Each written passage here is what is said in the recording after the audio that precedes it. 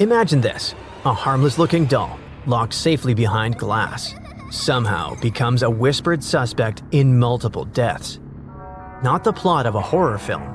Real people have claimed it happened. And the creepiest part?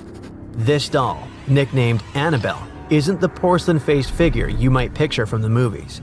In reality, it's just an old Raggedy Ann, soft and stitched, the kind of thing you'd expect to find in a child's bedroom, not a case file of strange tragedies. The story of Annabelle begins in the 1970s when a nurse received the doll as a gift from her mother. At first, it seemed like a sweet gesture, but according to her, strange things began happening. The doll would shift positions when nobody was around. Then a friend claimed it had attacked him. No one saw it move, yet he said it left deep scratches on his chest. Fearful, the nurse turned it over to paranormal investigators Ed and Lorraine Warren, who decided the safest place for it was their locked display case inside the occult museum. But safe is a relative term. Years later, Annabelle was taken on tour across the United States as part of a showcase of supposedly cursed objects. In the summer of 2025, veteran investigator Dan Rivera brought the doll to Gettysburg, Pennsylvania for a sold-out event. Hours after wrapping up his presentation, Rivera was found unresponsive in his hotel room. Emergency responders tried to revive him, but failed. He was only 54. The cause of death wasn't immediately clear, and some who believe in Annabelle's curse saw it as another dark chapter in her history. If this had been the only death linked to the doll, it might be easier to dismiss as coincidence. But the Warrens had long told another grim story. A young man once visited their museum and mocked the idea of a haunted doll. He tapped on Annabelle's case, laughed, and left with his girlfriend on a motorcycle. Not long after, they crashed. He died instantly.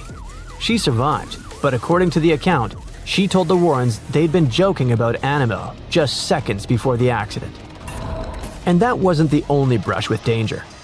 A priest once visited the museum and decided to test the doll's supposed powers.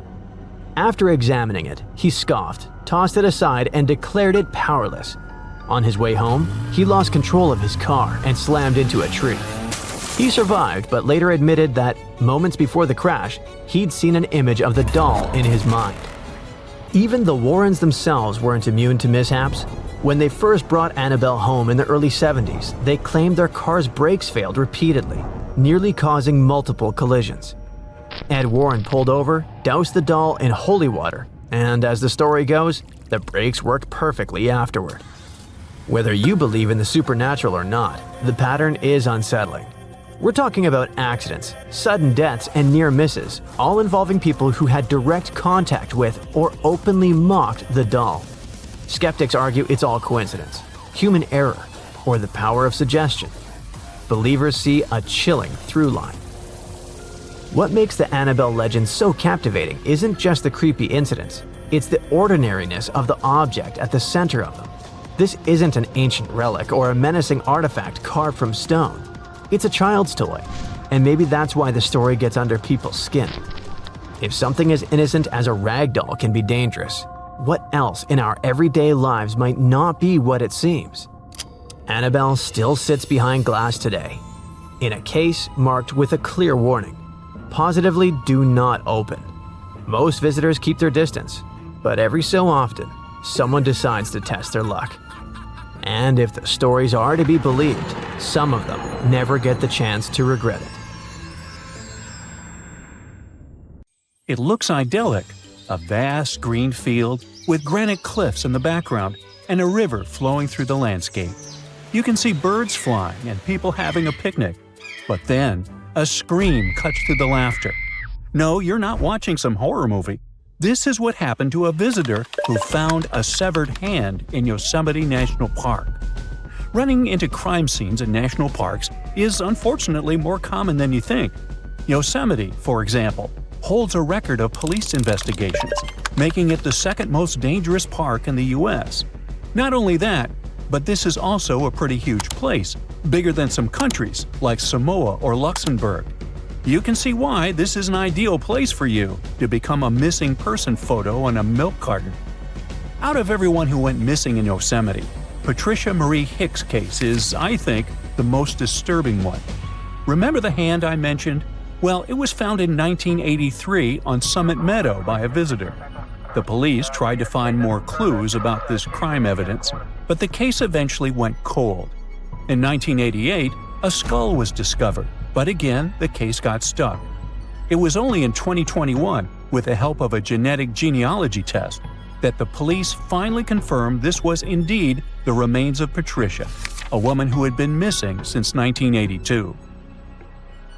However, not every missing person leaves a trace. This is the case of Sandra Jensen Hughes, last seen in July 2020. Sandra was camping alone in the nearby Sierra National Forest when she crashed her vehicle. Passers-by offered help, but for some uncanny reason, she refused it. This was the last time anyone ever saw her. All her stuff was still at her campsite, except for her sleeping bag, found 2.5 miles north of where she crashed her car. Sandra is not the only person still being searched by the police. In fact, there are more than 30 cold cases of missing people in Yosemite alone, including a guy who separated from his group in 2011 at the top of Upper Yosemite Falls, a man who has been missing since 1972, and even a guy who vanished 116 years ago. In most cases, people disappear in circumstances less grim than the one involving Patricia Hicks, for example, but it doesn't make these cases less tragic. So what are the reasons why people go missing? First things first, Yosemite Park is the home to 9 waterfalls, including the biggest one in North America, standing at nearly 2,500 feet. Many people like to visit it to go fishing, kayaking, and hiking. However, the water stream velocity increases near waterfalls, and falling from a waterfall is not a Woody Woodpecker experience. You'll find yourself stuck in a powerful whirlpool or have an unpleasant meeting with rocks, most possibly a smashing one. Another natural reason may be that Central California is prone to extreme storms, which can make the river rise suddenly and even form waterspouts. One more famous attraction in Yosemite National Park are the mountains. There are more than 10 popular sites with heights that range from 4,000 feet to 10,850 feet. Some mountains are so tall, climbers must spend the night in a makeshift camp halfway up the granite wall. It is quite popular, and even though you need a special permit for these types of rock climbing, you don't need to be a pro to climb smaller mountains. This explains why so many people get hurt falling from tall places. Besides, rock climbing causes permanent damage to the mountains, and the valley is prone to rock falls. Now, if you're like me and are terrified of climbing, the second best option is hiking, which just so happens to be the #1 reason people fall in the first place. The hikes in Yosemite are some of the hardest hikes in California, and you can bet even an experienced hiker can make a mistake and get lost. In 2024, for example, the body of a former park ranger and pro hiker, Kirk S. Thomas Olson, was found after he tried to venture along an especially complicated trail. 20-year-old Grace Roloff also lost her life in 2024 after slipping and falling while descending Half Dome's climbing cables during a sudden thunderstorm. And finally, animals. About 300 distinct species live in Yosemite, and guess what? Wild animals are not your pets. If you're unlucky, you might wander into a mountain lion den, which is already bad enough, given that these animals are the type that silently stalk their prey. Not a fun way to go. But the ones you really should be afraid of are black bears. They usually only eat tall grass and berries, but they will break into your car, tent, or lodge if they smell food. And unlike mountain lions, black bears are not afraid of humans.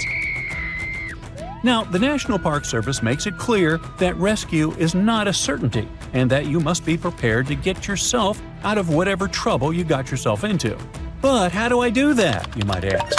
Well, here are some pro tips to avoid getting caught in a tight spot. First, try not to do solo trips.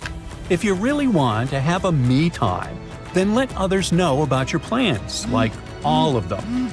Most of those people went missing because their families didn't know about their plans. Secondly, always pack an emergency supply bag with stuff like a flashlight, compass, knife, multi-tool, paracord, and a thermal blanket.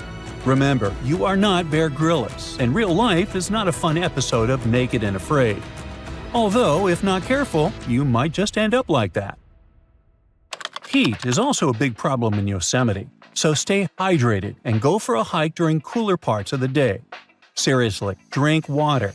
The lack of water and food can lead to disorientation, a fatal symptom if you are literally in the middle of nowhere. But I'm visiting Yosemite during the winter. Well, one more reason to keep your water and food levels up, because you burn more calories when hiking in the snow. Survival expert Jesse Krebs also recommends always bringing a whistle with you if you need to call for help, especially if you haven't planned your trip well, which is a huge mistake. Wilderness is not a place for much improv, I'm afraid. Now, when it comes to hikes, some are so steep they require a cable route to help hikers. If the cables are down for some reason, avoid these areas. And do not rely on the internet or phone services to communicate with others if you find yourself in danger, because the connection in parks is usually not particularly good. Oh, and don't feed or engage with wildlife. I know bears are friendly shaped, but unfortunately, they are not your friends. Learn how to safely store your food so wild animals don't bother your camp, and do not feed them. Fail to comply, and the park might give you a $5,000 fine. Also, be careful of where and how you drive. Car crashes are the second most common reason why people need medical assistance in national parks, so use tire chains during icy periods, wear your seatbelts, and don't go driving around like you're Dominic Toretto. And just in case I didn't stress this enough, watch out for the weather. Not just because water streams are dangerous, but also because lightning is a common occurrence in Yosemite.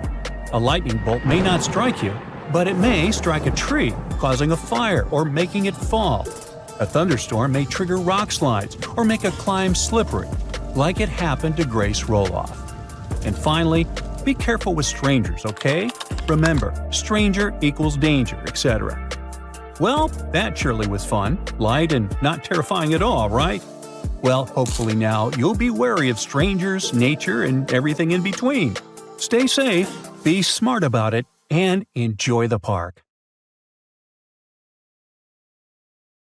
47-year-old Kenny Veach told his family he was going hiking for 2 days. His destination? The Mojave Desert. The man wanted to revisit a cave he had discovered during one of his previous hikes. But that was the last time anyone had seen Kenny Veach. A helicopter and over 30 search and rescue teams came back empty. The hiker was nowhere to be found. Was the mysterious M Cave behind his disappearance? The oddest thing about Kenny's case is the fact that he was a seasoned hiker. He often went on solo trips to explore deserts in California and Nevada. The man was an ultralight hiker. That meant he brought only the most basic of supplies: water, food, and a tent. That's all. But this was enough for several days of camping in the desert. Kenny would rarely bring a GPS device with him. He didn't even bother to pack a compass or a map. Some would call him reckless, but he managed to get back home every single time. Kenny wasn't shy either. He had a YouTube channel where he regularly posted his adventures. He named his channel Snake Bit McGee because he picked up snakes wherever he went. But Kenny also had another habit. He went into every cave he found in the desert. Now, he didn't post many videos. Kenny mostly used YouTube to comment on other people's adventures. In a comment from June 2014, the man revealed that he had discovered a mysterious M-shaped cave. It was located in the Sheep Mountains of North Las Vegas. Kenny's description of the cave is where the weird part of the story begins. He spotted it while hiking and noticed the cave had an interesting entrance. It was shaped like a perfect letter M. Kenny went up to it, but something didn't seem right. He reported that his body started to shake as he approached the cave. The vibrations were so strong near the entrance that Kenny turned back. In his own words, he was scared for his life. It must have really been something if it frightened an experienced trekker. Kenny had an impressive track record. He had been hiking for 20 years. He explored caves other people were too afraid to even enter. Once, he was bitten by a rattlesnake and had to spend a week in the hospital. On his journeys, the man found skulls of all shapes and sizes, as well as old animal traps. Kenny slept on mountain peaks under the stars.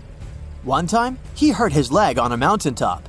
He had to walk 20 miles back to his truck. It was 100 degrees Fahrenheit that day, and Kenny had 1 cup of water to keep him going. Kenny Veach was a true survivalist. But this one cave was a mystery to him. He admitted that he was totally unprepared that day. He had the tools to open a can, but not to fight the mysterious force that took over his body. But Kenny wasn't a quitter. He made plans to return to the M Cave, and this time, he was going to be ready. He did so several months later, but much better equipped. But the trip turned out to be a bust. He recorded a video, but couldn't find the cave. Was that it? Was the brave explorer finally going to quit? Not by a long shot. His followers on social media wanted him to solve the mystery.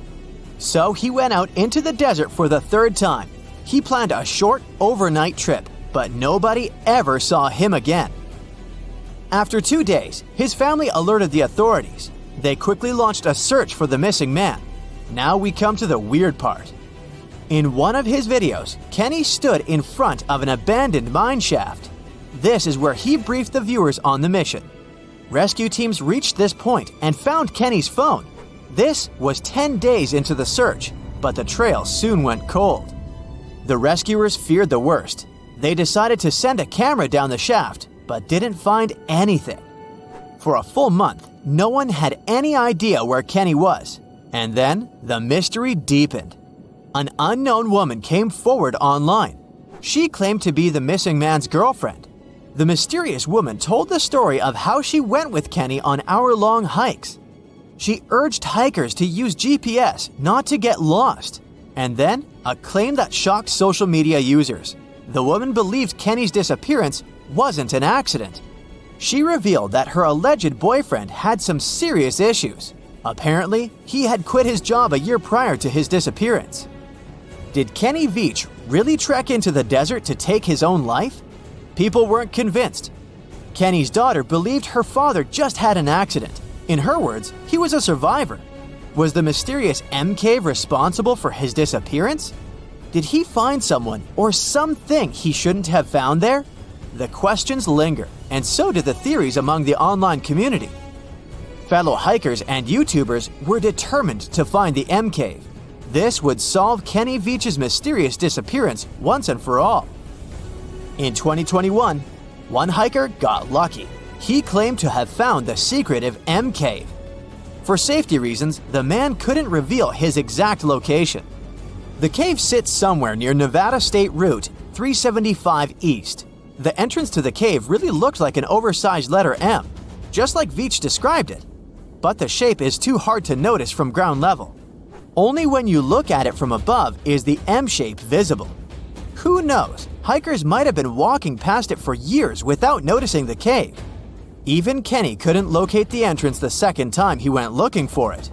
The cave wasn't very deep, but there was something odd at the entrance. There appears to have been a straight line of rocks. Did someone try to wall off the entrance? And at the back of the cave, there was an even stranger find. Small pieces of wood were scattered along the floor. They looked a lot like 2x4s that are used in construction. Was there a door here once? The hiker found a nail sticking out of the stone. It could be part of a latch that was there some time ago. But the strangest part was the writing on the wall. Hatch or Veach? It's hard to tell. The hiker that discovered the cave didn't want to stay to find out. He left the cave in a hurry. No, it wasn't because he felt a strange vibration in his body like Kenny. He just didn't want to be in a desert cave in the middle of nowhere. This is the Mojave Desert, one of the most dangerous landscapes on Earth. Could this setting better explain how Kenny Veach disappeared without a trace in 2014? The desert's nickname is well-deserved. This is where scientists recorded the hottest temperature on the planet. 134 degrees Fahrenheit, and the average temperature during summer, just 113 degrees Fahrenheit, no sweat. But you'll also need a blanket. At night, the air temperatures drop well below freezing. Talk about a climate roller coaster. And the list of dangers doesn't end there. The driest and hottest place in the United States is home to dangerous animals. Mountain lions, venomous lizards, spiders, and wasps. You name it. Any one of these animals can end the life of an unsuspecting hiker. There is a reason why Kenny always wore snake guards when trekking. And then there are mine shafts. Local authorities strongly advise hikers not to enter them. These old mines from the 1800s are highly unstable. A person can easily fall down a hidden shaft. They also have pockets of bad air, which can suffocate a person. And remember the likable wildlife? They too live in these shafts. Rattlesnakes, scorpions, and black widow spiders. Kenny Veach could have easily fallen into one of these shafts, and there would be no help for him from miles around, since Nevada is one of the least populated states. The SCP Foundation is a secret organization that has one goal: to secure, contain, and protect the world from bizarre creatures and objects. The secret bases of this organization are hidden all over the world, and each of them contains scary, dangerous, harmless, miraculous, and simply crazy objects. And now, you'll see some of the weirdest. Object SCP-410. This is a colony of 14 individual beetles, similar to Scarabaeus of different colors, from light blue to dark emerald. At first glance, they look like ordinary insects, but soon you notice that these bugs don't feed on leaves, larvae, and other food. They eat mistakes in a text. What? Put a paper with some text containing spelling or grammar mistakes and syntactic errors inside the terrarium with object SCP-410. The bugs run up to misspelled words or punctuation errors and eat them. 20 minutes later, the beetles secrete corrected letters or words from their bodies. This way, they completely edit the text. One member of SCP-410 can eat about 25,000 errors per day. The beetles can live without incorrect texts for about 2 days. Then they fall into a state of hibernation. To revive them, you need to put a text containing at least 50 errors next to them. Object SCP-2157 is a mysterious 200 square foot piece of land found in a forest in Japan. People are standing in different poses on this territory. 20 men and 21 women. They're all of different weights and heights. Their feet are on the ground, and their faces are turned to the west. People react to external stimuli. They blink, flinch, and get scared. And still, they're standing there, motionless like trees. They start screaming if somebody tries to lift them off the ground. But soil analysis has shown that SCP-2157 objects have no physical connection to the land. Their feet are in no way connected to the soil. A body scan has shown some earth inside their stomach. As soon as an SCP Foundation employee enters their territory, the people turn their heads in their direction and just stare at them. As soon as the outsider leaves, the people start looking to the west again. Monitoring of this object continues. Object SCP-621. It's hypnotic tulips. They look like ordinary tulips, but have bioluminescence. They get energy and other nutrients from the water and glow purple, blue, or green.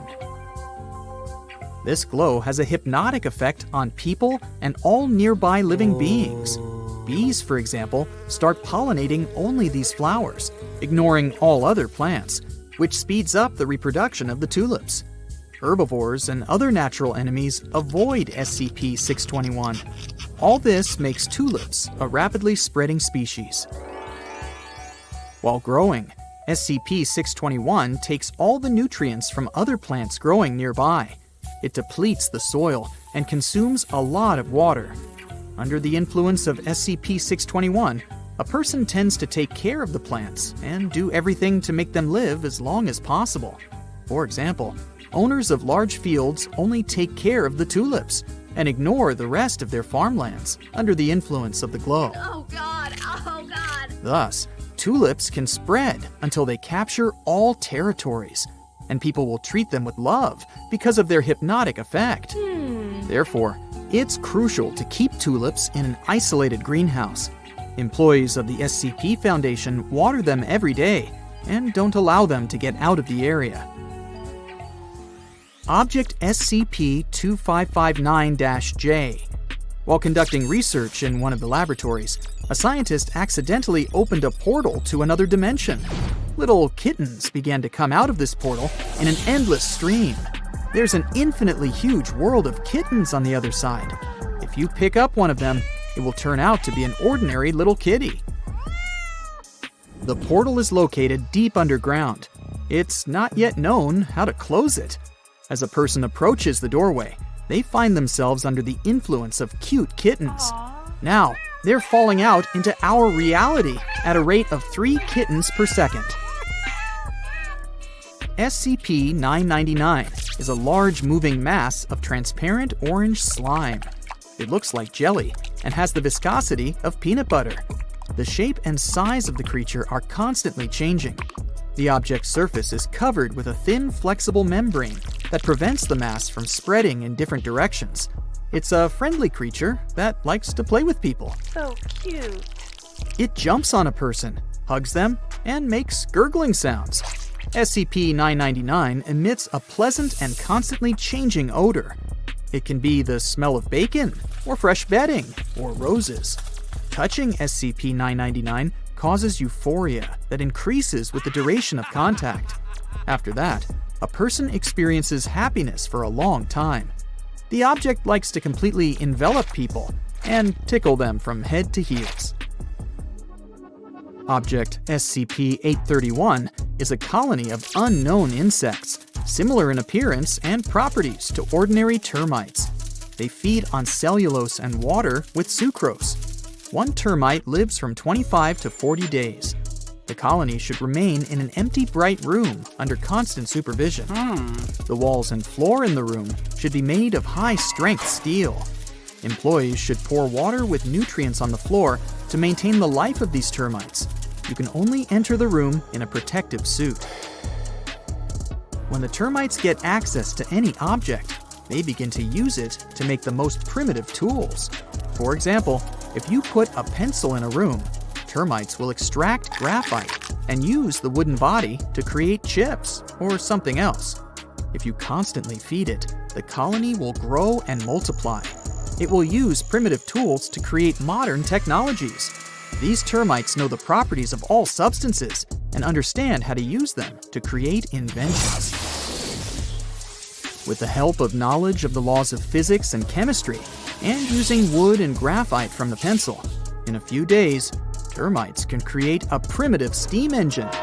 The longer they stay in some place, and the more they multiply, the more perfect the inventions will be. Oh, yeah. A colony of millions of termites can create high-tech machines or radio transmitters that are incomprehensible to people. The boundaries of inventions are unknown, but the results of their work surpass all human technologies. This is why SCP Foundation employees keep SCP-831 in an enclosed, empty room. Object SCP-1689. It's a big bag of potatoes. In stable condition, it weighs about 110 pounds. There are about 200 tubers of ordinary potatoes inside. The inner space of the bag is much larger than it looks from the outside. The size of this area is unknown, but it's completely filled with potatoes.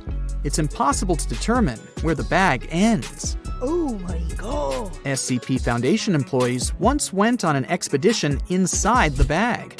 Scientists created a special paste that broke down starch and turned potatoes into liquid slush. This way, the employees made a tunnel for themselves by spraying the substance and raking potato muck with shovels. That's when they found out that the space had a concrete floor, concrete walls, and a ceiling. They were walking inside some kind of building filled with potatoes. The team punched a hole in the wall and left the construction. The ground was covered with dried grass. There were only potatoes around. What was at the top was unknown, since the entire space was filled with potatoes. They also found a rusty bicycle there.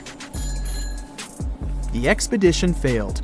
SCP-1689 leads to a world similar to ours, but something happened there, and it began to fill up with potatoes.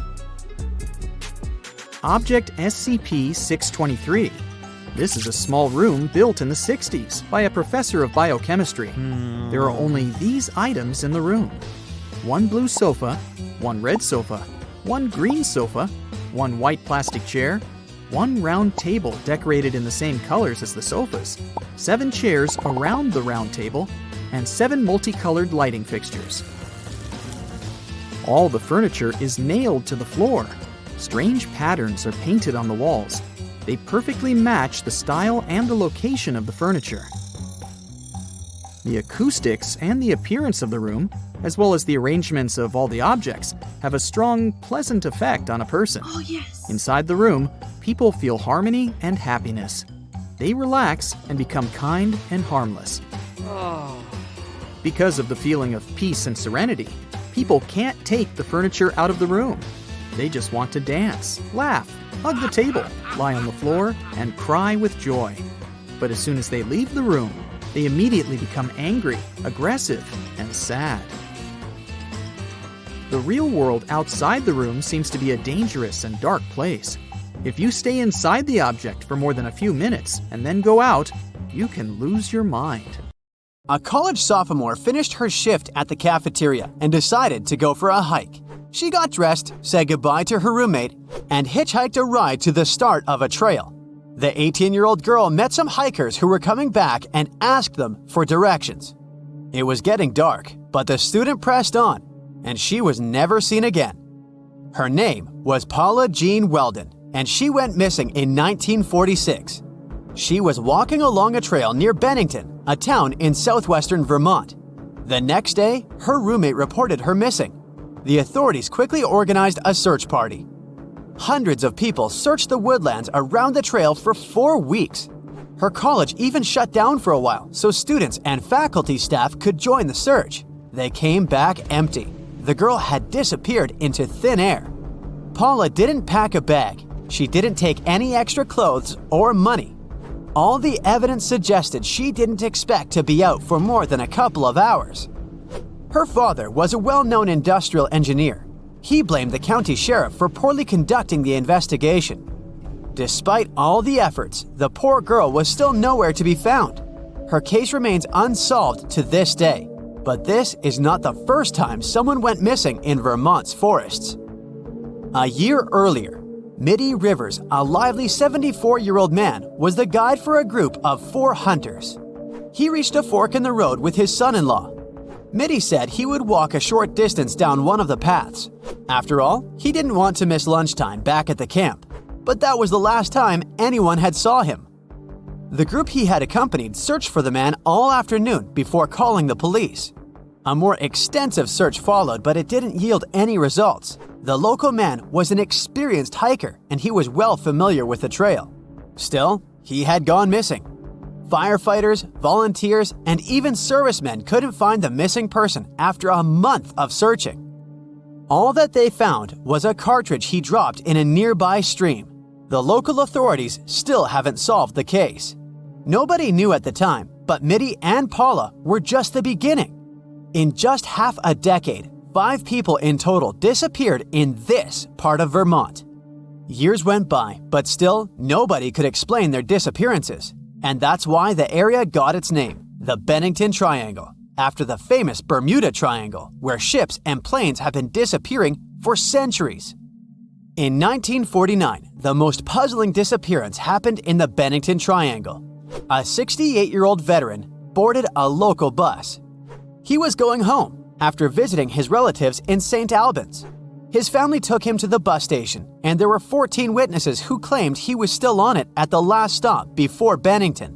But he never got off the bus there. His luggage was still on the rack, and an open bus timetable sat on his empty seat. The man had apparently vanished into thin air while on a moving bus. And there's another weird thing. He disappeared on the exact same date the college student went missing 3 years ago. The youngest person to mysteriously vanish was an 8-year-old. He was with his mother while she worked on the family farm, She went to feed the pigs and left her son alone for an hour or so. When she came back, the woman couldn't find her son. The locals soon formed search parties and the local sheriff brought in tracking dogs. They picked up the scent but lost it suddenly at a nearby crossroads. The guy was never found. Again, there was a strange element to this story. The youngster was wearing a bright red jacket. This would have made him more visible to the rescuers. But more strikingly, Paula, the college sophomore who disappeared 4 years earlier, also had a red jacket. The final disappearance happened just 16 days after the little fella vanished from the farm. A 53-year-old woman was camping with her family in the Green Mountain National Forest. She went for a hike with her cousin, but there was a mishap. The woman fell into a stream. She decided to go back to the camp to change clothes. Her cousin thought she would join him later and continued along the path alone, but the woman never came back. In fact, she never reached their base camp. For 2 weeks, 300 searchers scouted the woods. They brought in helicopters, but found no trace of the unfortunate woman. The last disappearance in the Bennington Triangle had an ending. Not a happy one, though. In the spring of the following year, the searchers found the poor camper 3.5 miles from the original campsite. They had previously covered that spot, which made it only more mysterious. It was impossible to determine why and what happened to her. The only thing these 5 disappearances have in common is the period of time and the geographic area. 36 square miles of thick woods in the southwest of Vermont. This remote area of Green Mountains wasn't the happiest of places. Bennington and the nearby village of Glastonbury were founded as mining and logging towns. The living conditions were harsh. Near the end of the 19th century, the locals tried to rebrand the area as a tourist destination, but the mountain was unstable and a huge flood washed away their dreams of a happy life. Residents started moving out. In 2010, only 8 people lived in Glastonbury. It became a ghost town. In the late 1940s, the area was back in the spotlight for all the wrong reasons. But how could these disappearances have remained a mystery for so long? Surely someone had a reasonable explanation. One theory suggests that it was a case of foul play. Maybe an unknown person was up to no good and harmed the unsuspecting people. But then there would have been a pattern, and there is none. Or maybe the elements were responsible. The college student went missing on a pleasant day at the very beginning of winter. She was lightly dressed because it was 50 degrees Fahrenheit outside. But in the evening, the air temperature plummeted. It was a freezing 9 degrees Fahrenheit the following morning. In this part of Vermont, the weather is quite unpredictable. It can get really windy, especially in winter. Perhaps the bad weather and the dense forest confused the missing people. Recently, a strikingly similar case of disappearance happened here.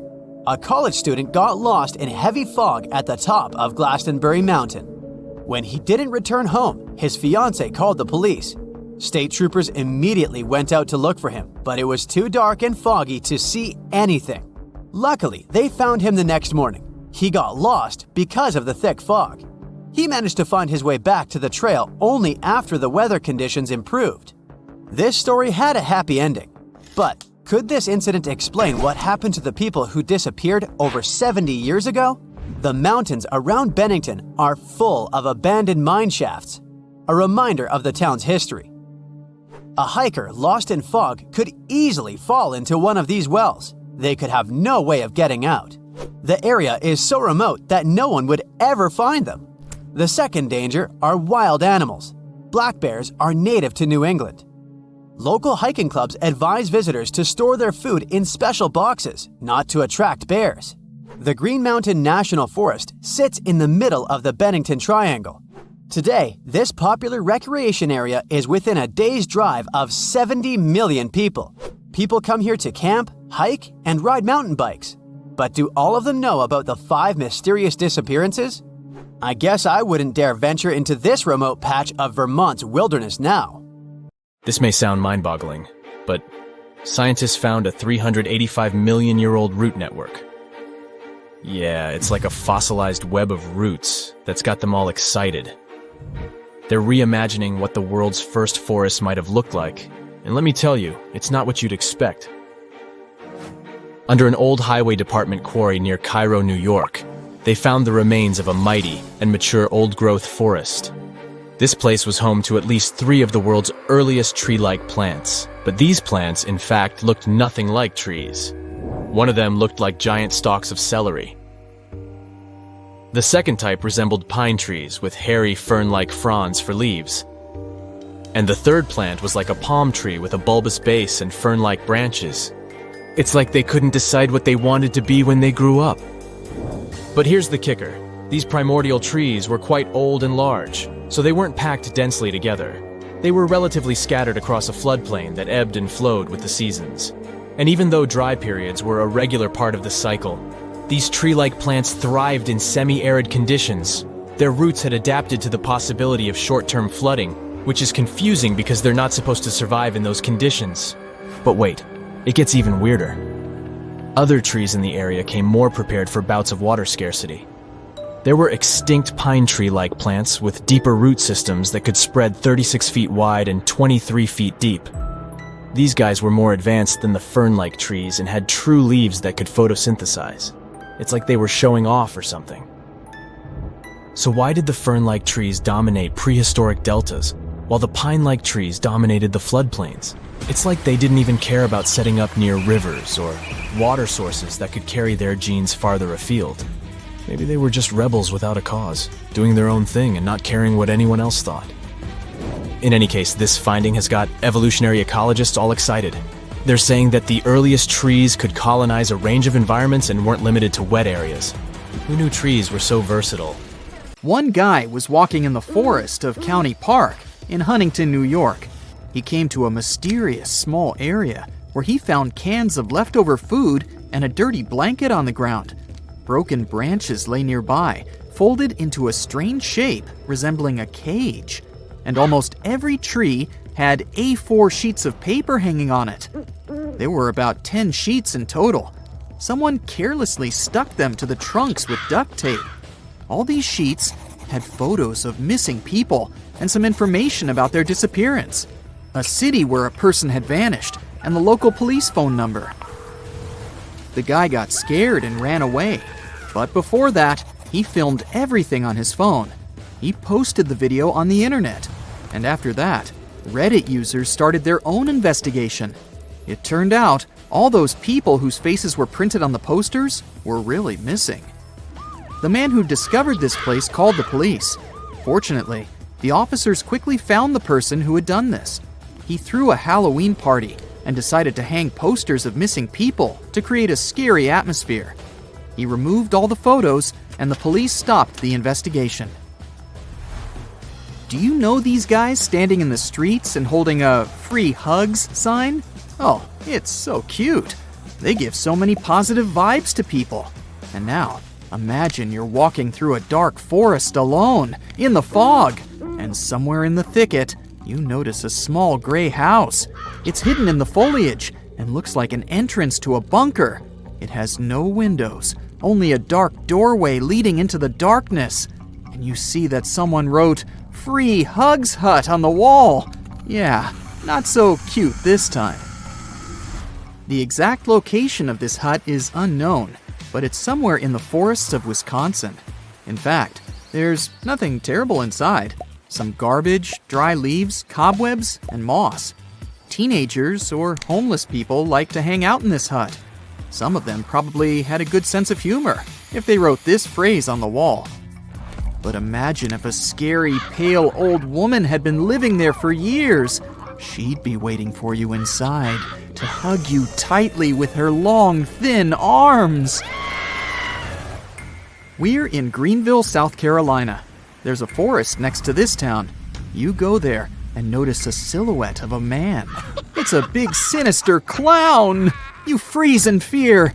He's just standing there among the trees and looking at you, smiling. Your knees are shaking. You're sweating. The clown raises his hand and beckons you with his finger. You don't go, and the clown makes a sad grimace. Then he takes some money out of his pocket and shows it to you.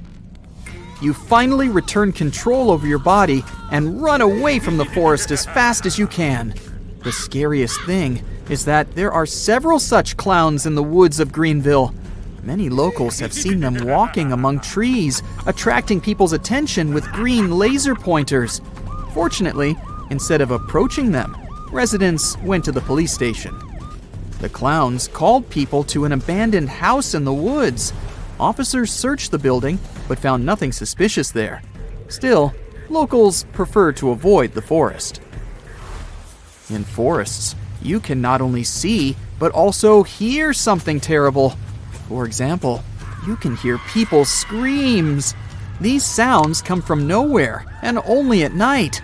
They can drive you mad if you don't know their nature. Coyotes live in forests all over North America, Canada, and Mexico. In the winter and spring, these animals howl and scream. Even if one coyote does it, it may seem that several of them have surrounded you. This illusion occurs because there are many different sounds in the forest. Birds, animals, the sound of falling rain, all this mixes with the coyotes howling, and it may seem to you that these animals are everywhere. Also, coyotes can change the tones of their voices and sound like people. Now let's forget about creepy things and find something beautiful in the woods. You're in a wide green clearing surrounded by a dense forest. You approach the thicket and see a hole in it. It's not a huge hollow, but a perfectly round passage. It looks like a portal to a magical land, and it's the creation of a famous Finnish artist named Antti Laitinen. He carefully cut the leaves and branches of the surrounding trees to create the perfect circle. He called it Broken Landscape. Besides this hole, the artist has many other unique works. He almost always deals with nature. He has created similar small circles resembling suns in the dense branches of leafless trees. You don't need to travel all over the world to see them. You can find photos of almost all of the artist's works on the internet. Let's move to the green forests of Scotland. Walking among trees and bushes, you can come across human figures. They stand motionless and faceless and reflect everything around them, quite literally. The famous Scottish sculptor Rob Mulholland made these statues out of plexiglass. This is a special kind of glass that reflects light like a mirror. 6 sculptures make up a large vestige installation. Each figure is in a different pose. They reflect trees, bushes, and grass, merging with the forest. In summer, when everything is blooming, the figures are beautiful. But in early spring or late autumn, they reflect nothing but grayness and lifelessness, which makes them look pretty creepy. The sculptor wanted to show a trace of people who lived in the forests many years ago, when humanity was more connected to nature. At that time, survival strongly depended on the state of forests and harvests, and these statues show this unity with the woods. There's a stunning forest in the south of Japan. There are no strange things there. It's weird by itself. If you look at the forest from a height, you'll see that the trees there grow in concentric circles. There are several of them. The closer to the center of this area, the closer the trees are standing to each other. In the outer row, the trees don't grow densely. The whole area resembles mysterious circular patterns in fields all over the world. But this is not a natural anomaly, but the result of human intervention. In 1973, people planted trees so that they created 10 concentric circles. The main idea of this experiment was to find out how cedars could grow in such circular conditions. The researchers called this place experimental forestry. Surprisingly, the trees began to grow in a convex shape, symmetrically fanning out.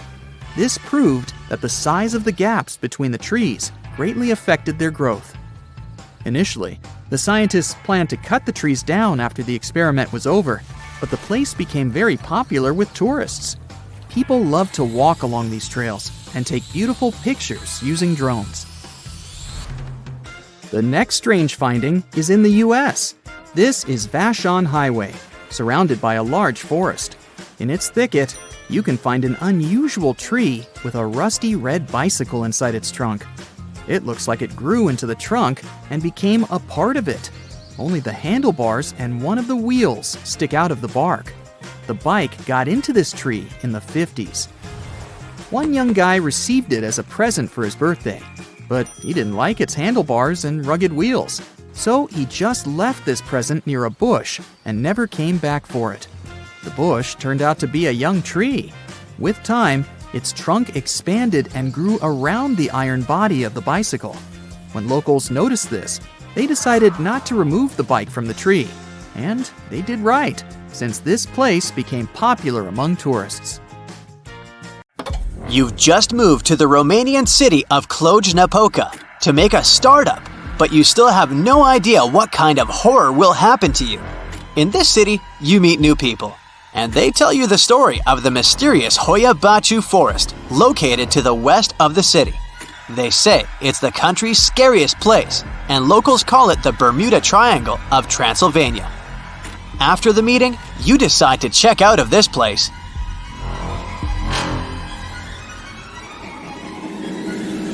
You drive to the edge of the forest.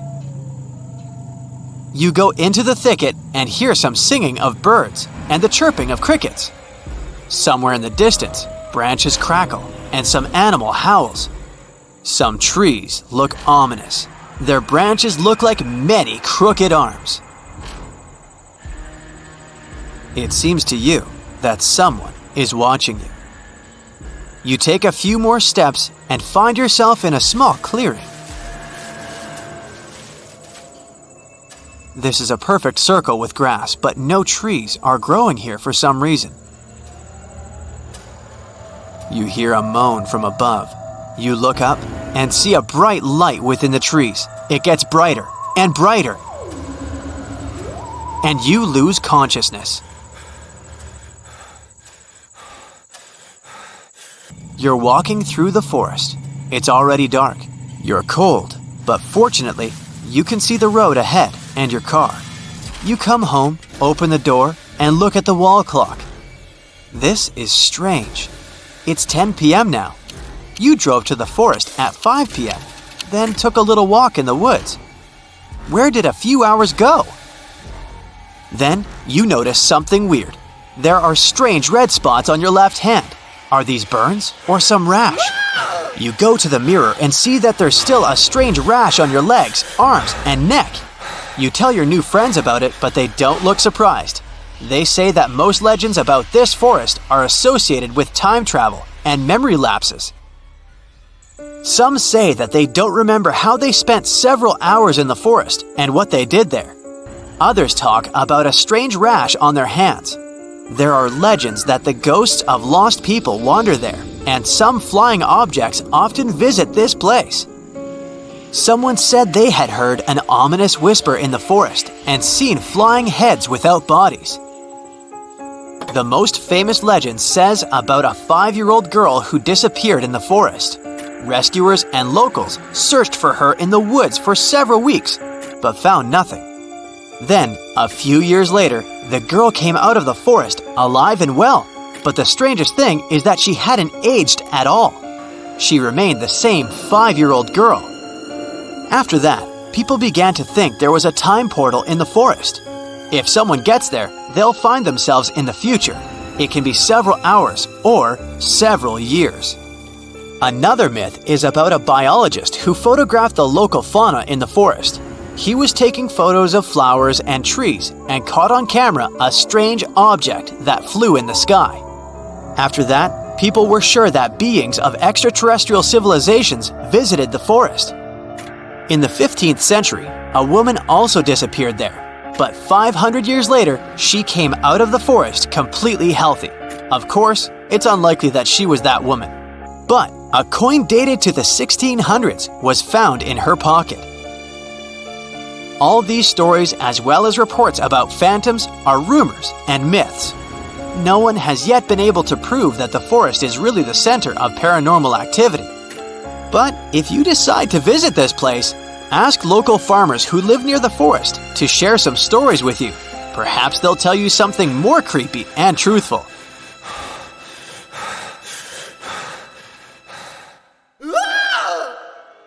But this forest is really scary. You may feel anxious and inexplicable panic. There are many videos on the internet where tourists and travelers visited this forest and talked about unpleasant excitement and strange sounds. Also, you can see something strange in the woods at any moment with your own eyes. This is a round clearing where, for some reason, trees don't grow. There's grass and plants here. The soil here is the same as in the rest of the forest. Scientists took an analysis of the ground to check this. It's still unknown why there's no trees. Some trees in the forest have a strange curved shape. It's unclear what made them grow this way, but they look creepy. You can take a walk in the forest and check how true the legends about it are. But don't be afraid, you won't be alone. The Hoya Bachu Forest is one of Romania's most popular tourist destinations. Every year, thousands of fans of mystical riddles come here to test their nerves. But even if you don't find anything mystical in the forest, you will definitely enjoy the city. Externally, it's a beautiful city with cozy European architecture. But go inside the buildings and you'll see modern stylish bars and cafes. This place also attracts many IT specialists. You've probably heard of forests where some guy decorated all the trees with sinister dolls. But all this will seem like fun toys compared to what one guy found in County Park in Huntington, New York. He was walking in the forest and came to a small clearing. There, many trees had attached photos with images of people who were missing, just a person's face with his name, date, and place of disappearance. The guy recorded this place on video and posted it on the internet. The video became popular on Reddit. Its users discovered that all these people from photos went missing in different states. None of them were found alive. After such a terrible walk, the guy called the police. Soon, they found out that one local hung these photos on trees during a Halloween party. At the request of the police, he removed all the pictures. The case was closed. Imagine you're lost in the woods. You've been walking in the forest for several hours. You tie your scarf to a tree branch and walk further along the narrow path. Half an hour later, you come to the tree with the scarf. You've never turned left or right. But why are you walking in circles then? The answer is a round forest. There's nothing mystical here, but it still attracts the attention of many tourists. The forest grows in the south of Japan. If you look at it from a bird's eye view, you'll see that trees grow in a circle, forming several layers. The closer to the center of this circle, the closer the trees are placed to each other. It resembles mysterious circular patterns in fields worldwide, but there's nothing fantastic here. No spaceships from another planet, and no natural anomaly made this, but people.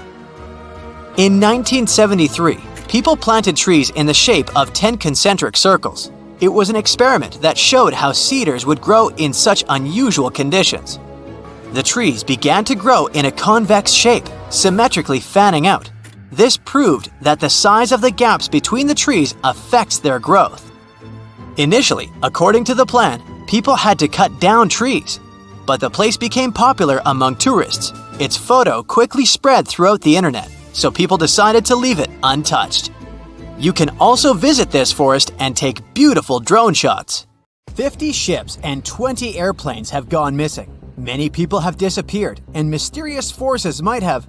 Oh wait, the wrong script. This Bermuda Triangle is located in Transylvania. My bad. So, once upon a time in the heart of Transylvania, there was a mysterious place that people named the Bermuda Triangle of Transylvania. Look at these twisted trees and their tangled undergrowth. It seems like some evil creature may appear from behind a tree at any moment. There might even be ghosts and mysterious creatures that came from space, as stories said. The forest became so popular in the 1960s when a man was chilling there on a warm August afternoon with his girlfriend and a couple of friends. Suddenly, his girlfriend pointed at something unusual in the sky. A man came closer to the spot where she was standing and, to his surprise, saw it too. It was a weird silver disc shining in the sky. He quickly pulled out his camera and took 4 photos before the creepy object bolted away. The object was there for a mere 2 minutes, but the man developed his film and the picture ended up being published in local papers. Many people were skeptical about this. They claimed that those were most likely some weather balloons that looked like a spaceship because they were photographed in odd lighting. But no weather balloons, blimps, or any other objects were in the sky above the forest on that day. Spooky, huh? That's not the only campfire legend from that area. Stories say that those who ventured too deep into the murky depths of this creepy place often did not return, which is how it got its nickname in the first place. There was a shepherd who entered the forest together with his 200 sheep. They were never found again. People have also been whispering stories about a 5-year-old girl who disappeared one day. She re-emerged one day, 5 years later, wearing the same clothes as the day she went missing. Plus, she hadn't aged a day. There are people who entered the forest and did manage to return, but with severe burns, high fever, and some other health issues they didn't have before. Some were sure that happened because the subsoil had lots of natural uranium with a high level of radioactivity. And according to others, it's not unusual that you come to this forest and feel like someone's watching you or your electronic devices just switch off. And now, here's something that's not a legend. The forest has a rich history. Some sources say it was home to the oldest settlement in Romania, dating all the way back to 6,500 BCE. Trees themselves are pretty mysterious. They grow in creepy spirals or have some unexpected zigzag patterns. Even though some scientists have come there to explore this phenomenon, they couldn't find the answer to why they're like this. It seems as if trees are twisting their limbs so they can reach out and grab you when you're not looking. And that's what's interesting. Each of these twisted trees spirals in a clockwise direction. But legends say lots of inexplicable things have happened in a specific part of the forest where you can't find trees or any other types of vegetation. It's a perfect circle called the clearing. The perfect name for a horror movie inspired by all these stories. The soil in this area with no vegetation has been tested, and no one has found any weird stuff or anomalies that could potentially stop plants from growing there. Some locals believe the forest has positive energy, which is why it's good to make a wish there. But many more people let their imagination run wild, telling stories about paranormal activities happening there, like mysterious spheres popping out in the middle of the forest or extraterrestrial lights. Either way, you and your castle can step aside, Dracula, because you're not the only scary story from Transylvania. Here's another reason you won't be able to sleep well tonight. The Isla de las Muñecas, or the Island of the Dolls. In the middle of the eerie and murky waters of canals near Mexico City, there's a small island. It may look charming at first, until you realize it's home to hundreds of dolls hanging from the trees and scattered throughout the overgrown vegetation. These dolls are old and decaying. They've lost their color over time, and their once cheerful faces are now twisted into expressions of despair and horror. There is a sad story behind this disturbing place. It says the island used to be home to a reclusive man who left his family more than 50 years ago to live alone on the island. He started obsessively collecting dolls that were lost in the canal. The story says he even traded products he grew to locals to get more dolls. The man didn't clean these dolls nor show any interest in fixing them. He would just decorate his island with them regardless of the state in which he found them. Even those that looked good ended up ruined due to winds and rain. They weren't just outside. His cabin was full of these scary dolls too. Many people were terrified of this place, claiming it was cursed. But others believed the dolls safeguarded the island. Moving to the suburbs of North London, where you can find the mysterious Highgate Cemetery. It's definitely not a typical resting place for the dearly departed. This cemetery has so many peculiar graves, including those of Karl Marx and Douglas Adams. But that's not what draws visitors to its gates.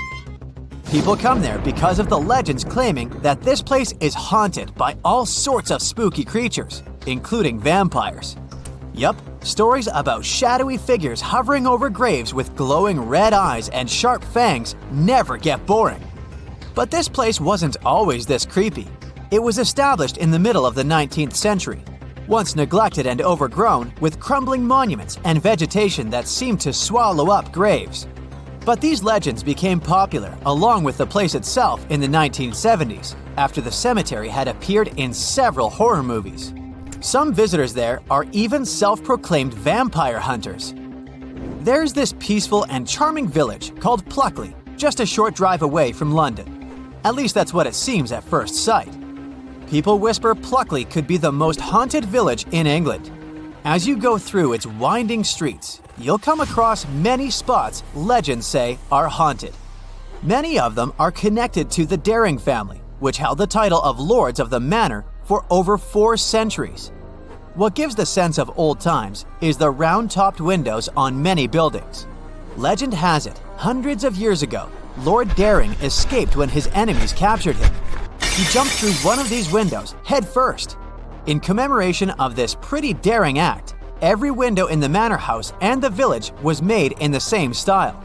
Even though the manor house burned down in 1951, the legacy of Lord Daring's escape lives on in the charming village of Pluckley. Some say Pluckley is surrounded by the so-called Screaming Wood. There are many legends about paranormal events that have occurred there. There are nice walking trails in this wood, but to be honest, I'd only be brave enough to hit them during the day. And how about the Crooked Forest? It's in Poland, and it consists of 400 pine trees whose trunks take a sharp 90-degree turn and then become weirdly curved, like the letter J. Someone planted them in the early 1930s, but it's still not completely clear how all these trees got the same curve. One scientist said this looked like a typical response to gravity. Plants have a special mechanism that allows them to reorient themselves when the stem is horizontal to gravity. So, these trees may have been grown this way for making boats or furniture. Of course, human imagination goes way beyond science, so many tried to explain the existence of these trees with stories of spirits that possess these trees or mysterious creatures from space that made them this way. Okay, I'm on. Let me just grab my popcorn. Are we really by ourselves in the universe? It's a daunting question that's been haunting us for centuries. No wonder scientists have tried to come up with all sorts of ideas as to why. One of the strangest theories concerning our lack of contact with other life forms is named the dark forest theory. Let's start small, well, sort of. We'll focus on our Milky Way for now to better understand this theory. Our cosmic neighborhood is a galactic wonderland, sprinkled with 200 billion twinkling stars and maybe around 100 billion planets. So let's get hypothetical for a moment and say a tiny part of those habitats hosts life. Further, out of those life-bearing planets, a few might have evolved into intelligent beings. Given that, you'd think we'd be knee-deep in weird-looking neighbors, some of whom might be actively trying to find us or might just be out there, waiting to be discovered. Now, let's put a little science into this science fiction scenario. We have something called the Drake equation, which is a kind of universal roll call that estimates how many smart civilizations could pop up in our galaxy. You can think of this equation as the super smart roadmap. By playing around with a few important factors, the equation hints that there should be around 20 civilizations just in our galactic backyard. So why haven't we stumbled upon any yet? This theory isn't an easy task. It's a mixed bag of multiple variables, like the average number of planets per solar system that could potentially host life, or the rate at which stars suitable for intelligent life are formed. A tricky part here is that astronomers have yet to solidify the exact values of these variables, which means our calculations are just approximations for now. But back to the Milky Way, shall we? Feed in our hypothetical assumptions, crunch the numbers, and you get at least 20 civilizations. Yet somehow, our cosmic switchboard remains weirdly silent. How come? This radio silence has its own name too, the Fermi paradox, named after the guy who first thought, "Hey, where is everybody?" over 50 years ago. Since then, we've had a lot of different theories trying to solve this mystery, all tinkering with different aspects of the Drake equation. Some folks think the appearance of life is a rare event. Others think that getting from bacteria to advanced beings is the tricky part. Yet, some reckon that civilizations might either wipe themselves out after a short lifespan or never even get to invent something they could communicate with. But there's one theory that tops all others in its creepiness: the dark forest theory.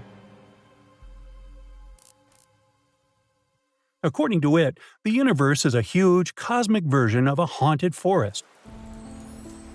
And other types of creatures are out there, playing a game of hide and seek.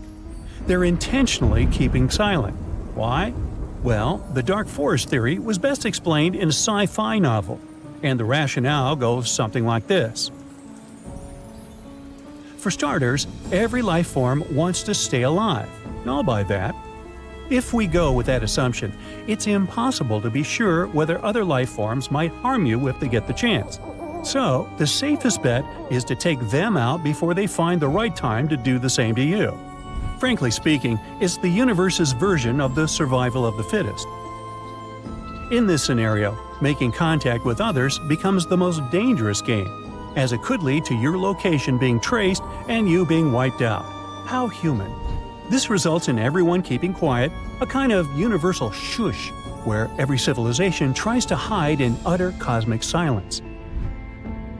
But hey, is this just an idea good for a thrilling novel, or does it have some real-world implications? Well, the theory was suggested by scientist David Brin as a possible explanation for the lack of radio evidence for non-Earth-like life. He went as far as imagining it would be robots that would do the dirty work of wiping out civilizations. But how realistic is this theory anyway? Well, it doesn't require us to assume a lot of stuff about the behavior of all foreign civilizations. Just one advanced race behaving this way could explain our observed reality.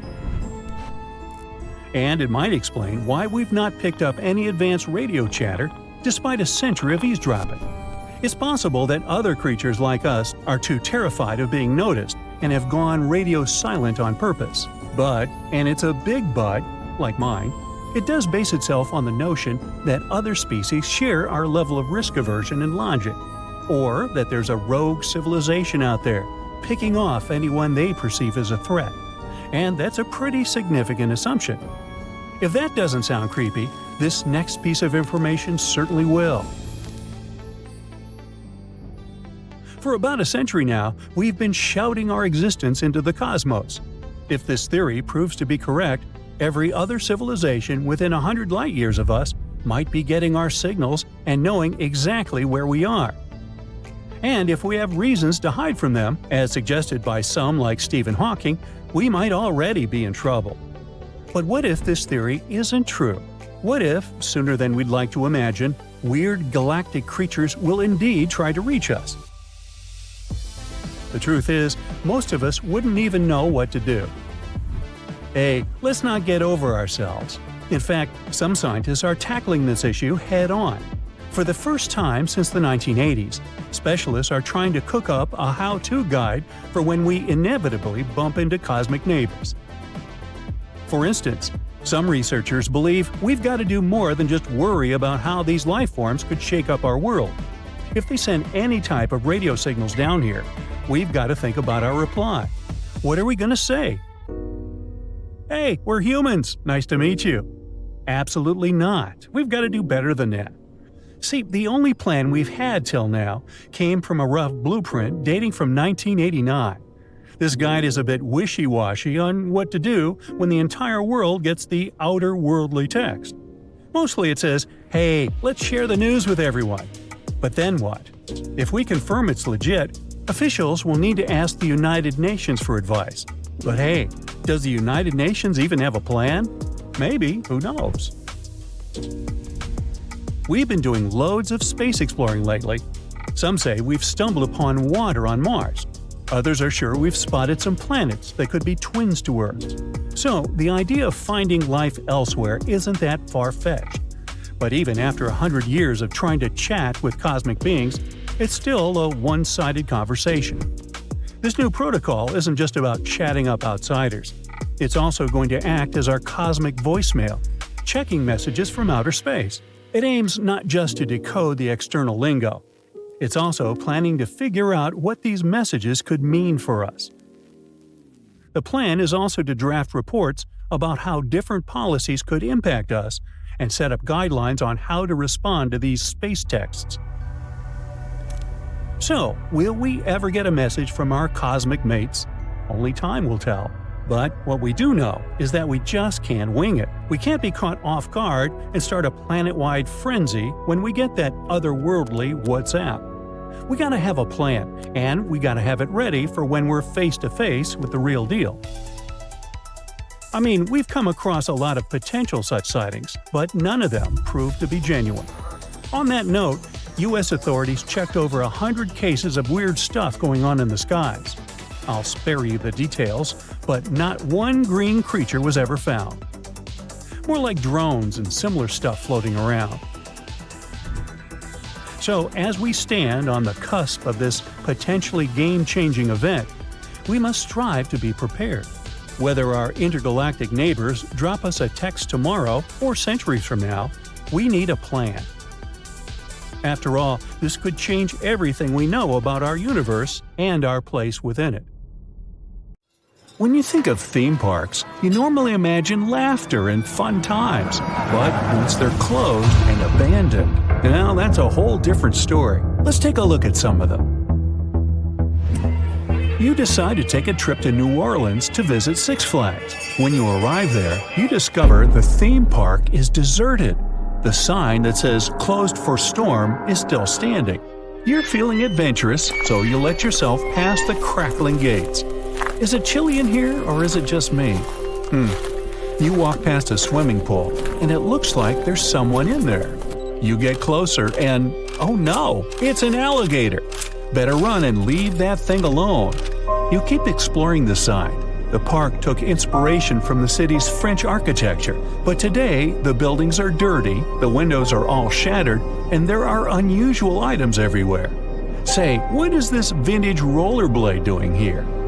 The park closed during the hurricane, and it was left standing under 7 feet of water. No wonder the metal rides are all rusty now. This carousel doesn't look too inviting to me. We'll have to come back another time. Hey, at least you got some cool-looking pictures, right? Let's make this next one even more exciting. Imagine you plan to visit Dada Park at night. Somewhere in the countryside of Belgium, you'll find a creepy theme park derelict from many years ago. You have nothing with you but the floodlight on your phone. You see the entrance of a bridge and start to make your way across. The bridge sways and creaks. Just FYI, you are crossing one of the longest hanging bridges in Europe. You made it through. Whew. The surrounding woods are terrifying, and several deserted attractions start popping up along the way. The forest has taken this twirling swing set. This huge slide would probably break if you tried to use it now.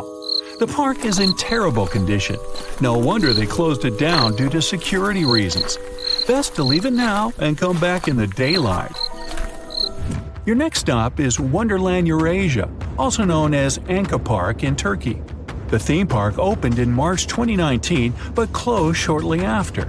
Once inside the gigantic complex, you stumble upon what looks like an empty warehouse but ends up being an indoor roller coaster. Everything was left intact and is as good as new.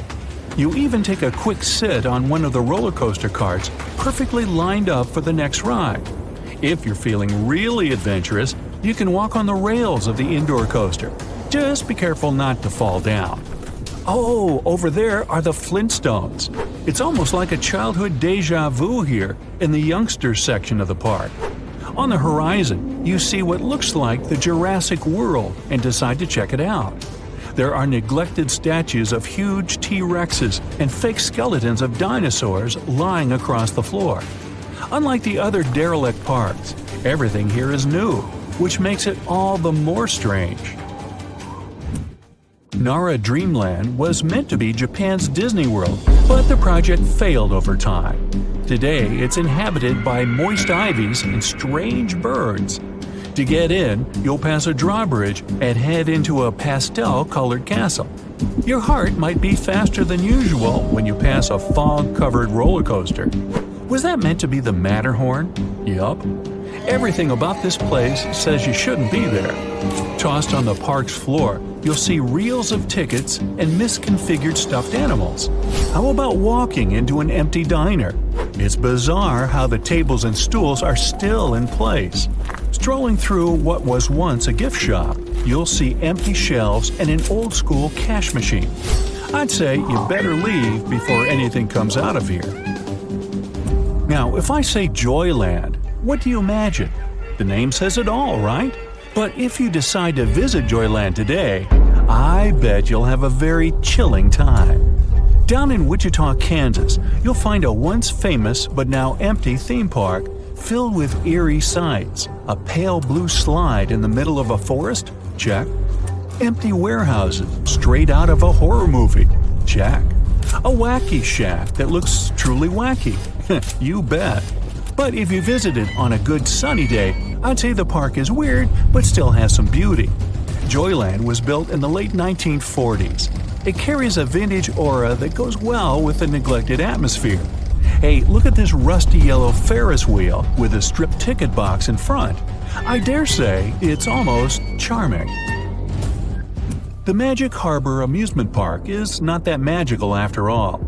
Just outside of Myrtle Beach, South Carolina, you'll find an old theme park left to nature. Here, bumper cars are not bumping anymore. If you get into a hedge maze, you'll probably never find your way out of it. I'm not sure what you'll see running around amongst the rusty rides, so good luck if you're planning a visit.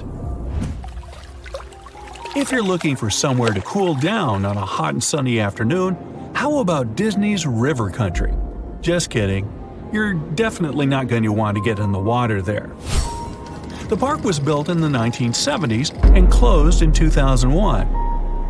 Pay a visit to the Whitewater Rapids on foot instead of floating down the fake river. You'll have about 330 feet to stroll along a very bumpy pathway. Maybe you'll see hanging tires that served as swing sets out in the bay.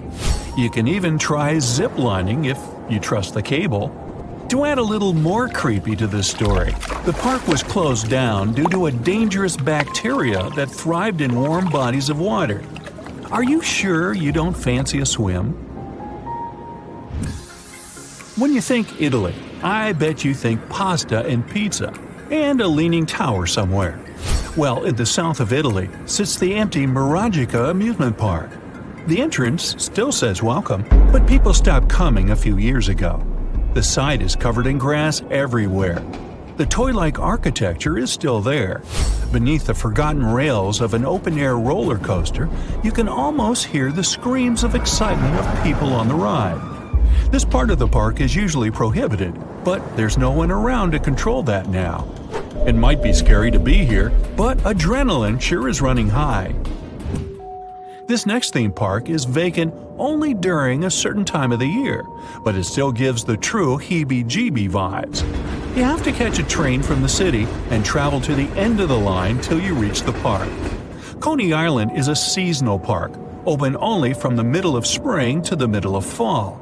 If you want to catch its unnerving vibe, you have to visit in winter. Then, you'd walk through the rows of empty stalls with the fairy string lights still hanging above your head. It looks frozen in time as all the rides lay shut down. Speaking of which, sometimes it gets frozen for real. Under many inches of snow, Coney Island is a little less disturbing. Then again, snow does have that effect on landscapes, but the park is empty and deserted nonetheless. I bet it's a great photo op. Now, be sure to tell me in the comments which abandoned amusement park you found the creepiest. Hey, you know me, I won't be checking any of these out. I'll let you go first. From the tiniest ants to the mightiest galaxies, why do things work the way they do? If we imagine the universe as a giant puzzle, we already found some important pieces: electromagnetism, gravity, tiny particles, and so on. But even with all this, we can't get the full picture. We still can't figure out how everything works. What we're trying to find is the theory of everything. This is the mysterious theory that should be able to fit everything in our world together. For years, brilliant minds like Isaac Newton, Albert Einstein, Niels Bohr, and many others tried to derive this theory. But as you can imagine, it's not a simple task. Albert Einstein was one of the first to get very close to the answer. He spent his entire life watching and analyzing the world. As a result, he came up with his most famous equation, E equals mc squared. This equation tells us how energy and mass are connected. Energy can turn into matter and vice versa. But that's not enough, so he created his theories of relativity. One was called special gravity. It says nothing can go faster than light, and time can stretch or shrink depending on how fast you're moving. Then, he combined it with general relativity, which introduced gravity into the equation. He thought of gravity as the universe's way of bending space and time. Just like a fabric stretches when you place a heavy ball on it, space-time stretches when we place things like planets in it. This effect is what we call gravity. Einstein also wanted to connect gravity with the other forces, like electricity and magnetism. That way, everything could be together in harmony. And there were scientists who decided to help him with that. Their names were Theodore Kaluza and Oscar Klein. In the 1920s, they decided that it would be cool to add extra dimensions to our universe. Electromagnetism explained how electricity and magnetism work together.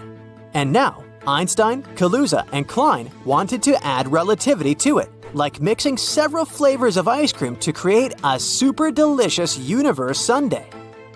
To make this wild idea work, Kaluza and Klein had to add a whole new dimension to our world. We usually think of our world as having 3 dimensions, like length, width, and height, plus time. But these scientists created the 5th dimension, although it's all tiny and hidden, so you couldn't spot it in your everyday life. All this gave us a more or less full picture of the world. Many even thought that Einstein did it, found the theory of everything. But if only things were that simple. Unfortunately, even though Einstein was a genius, he couldn't unite everything. You know what screwed things up for him? Quantum mechanics. Quantum world turned out to be insane. When we looked at the particles, we learned that they could do magical tricks. For example, they could be in 2 places at once, or disappear and reappear again out of nowhere. Einstein couldn't explain that. He wanted things to be logical and predictable, like knowing exactly where a particle is and how fast it's going. But quantum mechanics showed that our world is much more complicated, weird, and random than what we thought. But even though Einstein didn't explain absolutely everything, his legacy still lives on. Today's scientists are picking up where he left off. So how close have we gotten to the theory of everything since then? Well, quantum mechanics tried to nominate its candidate, string theory. This hero emerged in the 1980s. Quantum physics pals had a wild idea. What if the tiniest bits of everything in our world weren't particles, but super tiny strings? Yeah, like guitar strings. Almost. They look like little dots to us, which is why we see them as tiny particles. But if we looked at them under the best microscope ever, they would look like little loops. In that case, everything in the universe is made up of these little vibrating strings. Just like different notes on a guitar string make different sounds, these tiny strings can vibrate in different ways. And each way they vibrate creates a different particle. One note might give us a particle we call an electron. Another vibration could be a particle like a photon, and so on. But there is another cool idea that string theory suggests. It suggests that our universe has more than just the usual 3 dimensions we can see, like up, down, left, right, and forward and backwards. What if there are extra hidden dimensions that these strings can wiggle in? And theorists say that they might be up to 10 or even 11 of these dimensions. At first, everyone thought that this was it. This could be the theory of everything. But just like in the movies, when everyone thinks that they've defeated the villain, more problems pop up. String theory didn't fit the universe's rules discovered by Einstein. This is the last piece of the puzzle they've been trying to find for many years. If string theory supporters figure out how to connect their ideas with Einstein's theories of relativity, they'll finally be able to explain all the things ever. And they made some attempts. String theory began to divide into many branches. For example, it gave rise to the multiverse theory. Alright, we know that all the tiny strings can vibrate and wrap in different ways. There are many ways for each string to vibrate. The combination of their vibrations give many possible results. And there are trillions upon trillions of these strings. And just like one musical note can help to create different harmonics and songs, strings can create different versions of the universe. Each version might represent a universe with its own set of physical laws and properties. You probably heard about the parallel worlds. Well, it's a real scientific concept. The multiverse theory says that our world isn't the only one. There's an infinite number of universes and their number is constantly growing. Let's say you're baking cookies.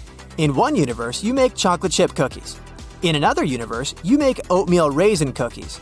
And yet, in another universe, you make them with peanut butter. Even for such a small decision, there are a lot of parallel worlds. Something like this is very hard to even imagine. And these are only those universes that are similar to ours, where identical copies of us live. Some universes might be completely different. They might have different constants of nature, like the strength of gravity or the speed of light. They might have things that we can't even think about. Of course, this is just another theory. There's still a big debate about it in the world. It's a fascinating idea, but there's no way for us to test it with our current technologies. These universes, even if they exist, are way beyond our reach. One of them is called M theory. It was proposed in the 90s by an awesome scientist, Edward Witten. M theory is like a super advanced version of string theory. Just like in regular string theory, it suggests that everything in the universe is made up of tiny vibrating strings. But M theory says that these strings aren't the only things out there. There are also things called branes, short for membranes. Imagine these branes like sheets or surfaces that exist in higher dimensions. We can't see them, but they can interact with the strings in interesting ways. M theory was basically juggling other theories, trying to solve the problem in everything. It tried to unite every version of string theory into one big idea, and also combine all this with Einstein's ideas somehow. It also high-fived Stephen Hawking's ideas about black holes along the way. But even with M theory, we're not at the finish line. No matter how hard we try, we still can't explain absolutely everything. The biggest problem is trying to unite relativity with quantum mechanics. So far, no one could do this. These were our attempts to come up with a theory of everything so far. Will we be able to derive it one day? Who knows? There are many tricky pieces still missing, but we keep learning and creating new tools to explore our world. And maybe one day, we'll finally find out the answer. Shh, do you hear something? It's nothing, just water dripping. You're walking alone down a dark corridor with nothing but your phone lighting your way. You see a large figure at the end of the hallway. You can't make out what it is, but it's a large figure with broad shoulders and a lab coat. You pause and have nowhere to go but forward towards the figure or back to the staircase. Suddenly, the figure starts sprinting towards you. You freeze in your spot. 4 hours earlier. You and your two friends decided to sneak into an abandoned chemical plant to film some cool videos for social media. You were against the idea because it's creepy, but your friends insist that it will get many views and go viral. So you grab your bikes, flashlights, and some self-defensive gear and make your way there. It's nightfall, so you hook up your bike's flashlights and pedal off. After a couple of miles, you divert onto an off-road path through a thick forest until you reach a large steel fence encircling the plant. You and your friends have been here before, but you never went past the fence. Despite all the warning signs, you get out your pliers and start cutting the fence. The legend is that this plant was abandoned decades ago after operating at full capacity. Then, one day, an accident occurred, leading to a massive evacuation from the plant and the city around it. Ever since then, the plant was emptied. No health hazards are going on, but people who live in the town nearby have reported seeing things. Figures were moving in the shadows, Random lights flicker in the plant, even though no one is there. There have been reports of loud screams in the middle of the night. After hearing these stories, the hair on the back of your neck stands up, and you shudder with fear. Your friends, on the other hand, are giddy and excited. After cutting through the fence, you leave your bikes and make your way to the plant. You pass the parking lot with some cars parked in their designated place. Other cars look like they were abandoned, with the doors still open. You reach the entrance of the plant, but it's chained up. Your friends rattle it, but it won't budge. Well, I guess the adventure is over. But your friend takes a rock and smashes it through a window, and you and your friends climb through. You enter the plant, and it's pitch black. The floor is sticky, and the air is dusty. You whip out your flashlights and light up the room. It's covered in black material that's hard to distinguish. Some objects are tossed over, as if people were just trying to make it to the exit. So far, nothing seems that creepy. The plant is huge, so there'll be plenty of time to explore.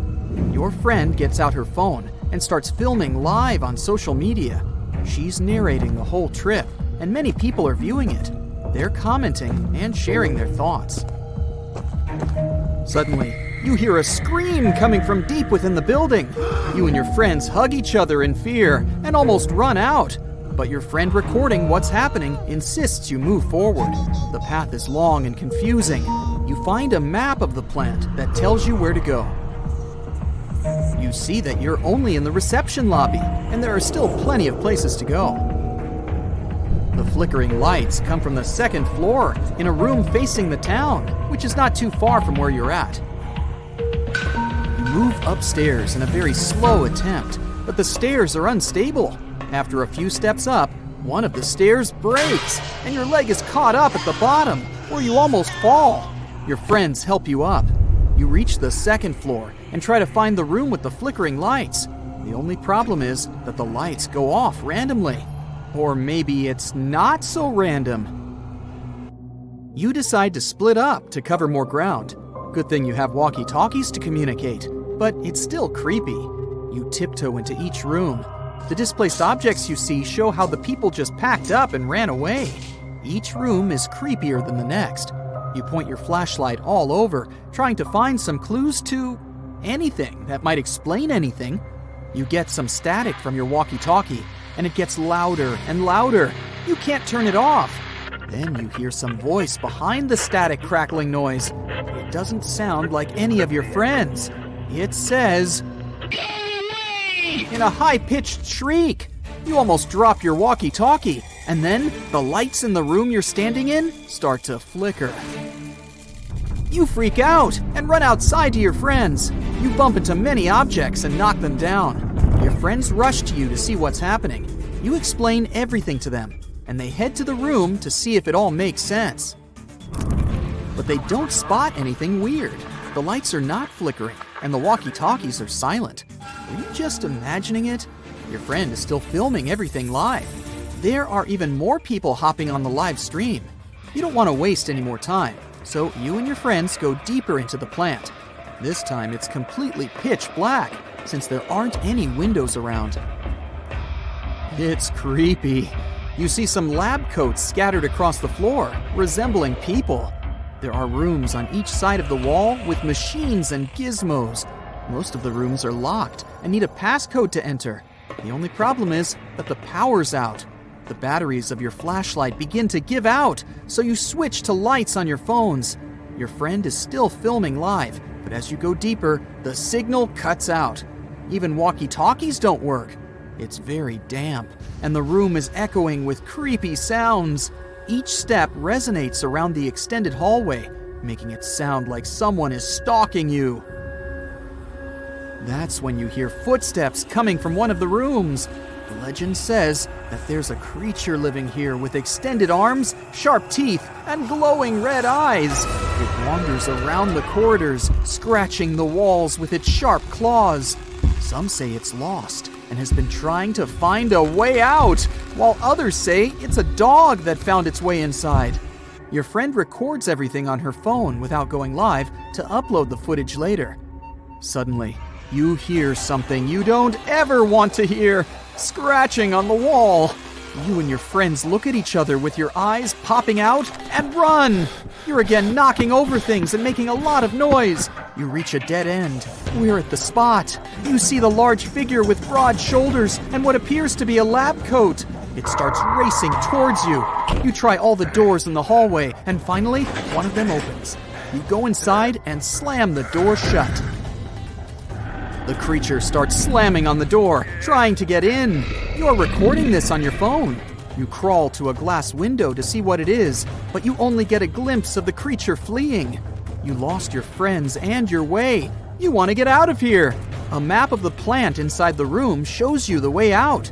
You check to see if it's clear, and you head out. You take a picture of the map to see where to go, but you're going around in circles. You hear your friends outside and rush to them. They were trying to call you, but lost you when they scattered. You leave the plant, get on your bikes, and head back home. As you reach the main road outside the forest, you turn around to see if anything weird is happening at the plant. You see the lights flicker in the same room you were in. You shudder and go home. Don't worry, none of it was real. The lights flickering were just the battery-powered lamps randomly going off, and the creature that was supposedly chasing you was your friends pulling a prank on you. There's no creature there, and the other sounds you heard are some stray animals scared of all the commotion. The video got a lot of views and went viral on social media. However, someone pointed out a figure in the glass reflection during the live stream. What could it be? You're hiking in the wilderness, looking for a safe spot to set up camp. All you can hear are leaves and branches cracking under your footsteps. Some squirrels are running up a tree over there. But suddenly, something unexpected happens. You notice something weird in the distance in between the trees. It kind of looks like a concrete structure of some sort. Weird. At this point, you're at least 20 miles deep in the woods, and there are no nearby towns or villages, as far as you know.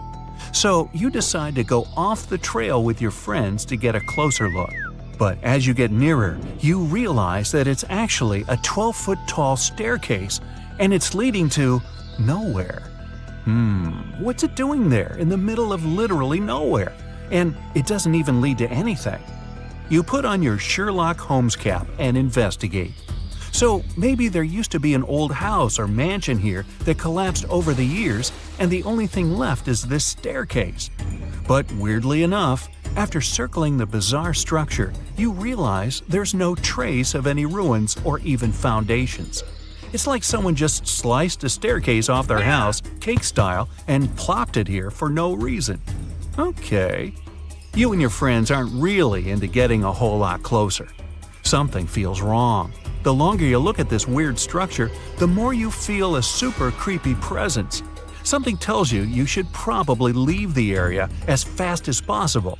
You can't explain the feeling or take your eyes off the creepy staircase. You take out your phone and snap some pictures. Then, after a lot of hesitation, you take a few steps closer and notice that the stairs don't seem to be all that ancient, a few decades old at best. There's moss growing out from some cracks. Your friends have had enough. They ditch you and run back off to the trail, leaving you alone on the staircase. You put your foot carefully on the first step. Wham! Adrenaline rush. As you ascend to the top, someone touches your shoulder. You jump and turn around. All you see is black. As weird as this sounds, discoveries of random staircases illogically found in the woods are surprisingly common. Some are made of wood, others are bricks or stones. Some look ancient, while others look like they were finished yesterday.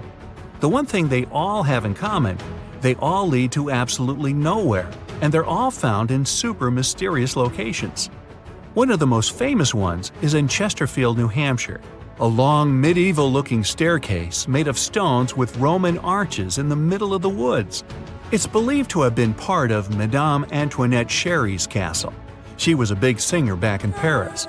The castle dates back about 100 years, and it was later discovered again in 1962.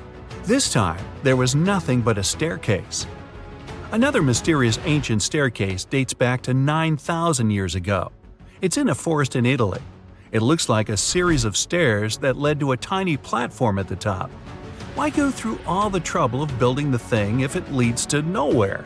Well, some experts think it could have been some sort of ritual tower, but your guess is as good as theirs. Some of the more modern staircases found in the woods also have an added bonus. They come with their own urban legends. Gee, would that be a 2-story or 3-story staircase? One of the most popular stories comes from the Philippines, where a forest ranger called Torkik allegedly went out on one of his routine patrols to look for missing people deep in the local jungle. That's where he claims he found some seriously out-of-place stone staircases. They even had weird markings on them. To get a better look at what was around him, he decided to climb up one of them. Just then, he was approached by a vicious stray dog that forced him further up the stairs. A few hours later, he came back to the village. Only thing was, he had been missing for 5 years. Was that staircase a time-traveling portal? Another account allegedly dates back to the 1940s, around the time of the Roswell UFO mystery. A man who claimed to be a scientist was sent to assist in investigating one of the many animal-related cases that kept popping up. Little did he know, this 1 to 2 week investigation would end up lasting 6 months. His team encountered a random wooden staircase in the woods that seemed to emit some type of frequency. They camped around 100 feet from it that night, but the next morning, it vanished. All that was left was a black burn mark where the staircase was. 2 days later, it reappeared out of nowhere, 160 feet from its original location. The team wanted to get a sample of the wood to send it off to the lab. There was one problem. No matter how hard they tried, it was impossible to chip off a piece. The wood from the staircase was apparently indestructible. These weird mystery stairs have been around since ancient Cambodia. Right in the middle of the jungle is an abandoned 2,000-foot-long staircase leading to, nowhere. According to experts, this staircase was built about 1,000 years ago. They don't know for sure, but they think it led to an ancient city. Sadly, over the years, that city is now completely covered by the dense jungle. Maybe it was an important meeting spot for travelers and merchants coming from all over the continent. Well, back to your story. You feel a strange presence behind you. You turn around, probably one of your friends snuck up on you or something. But then you realize there was no one behind you. You're the only one around. You freak out. Something is definitely wrong here. So you rush down the stairs and bolt back to your friends, panting and startled. You start to tell your friends what happened, but they don't believe you. They think you're just trying to scare them even more. But the emotion on your face, it looks legit. There's real panic in your eyes, the kind you just can't fake. Shadow or wind or whatever that thing was, your fear's real.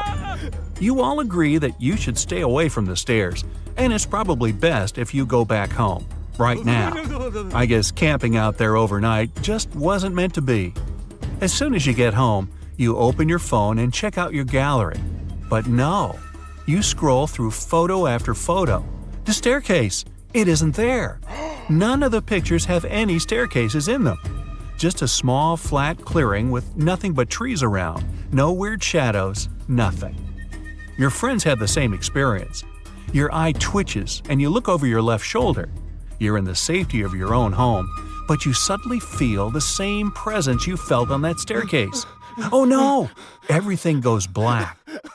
But you can relax. Most of these stories are just urban legends, told to give you the heebie-jeebies. The internet has a way of spreading rumors faster than the speed of light. Most of these stairs might have even been built on purpose just recently. One weekend woodshop project, a couple of photos, and you too could be a sensation on every urban legend website. Then you just tear it down, take a photo to show it magically disappeared, and just like that, you're an internet superstar.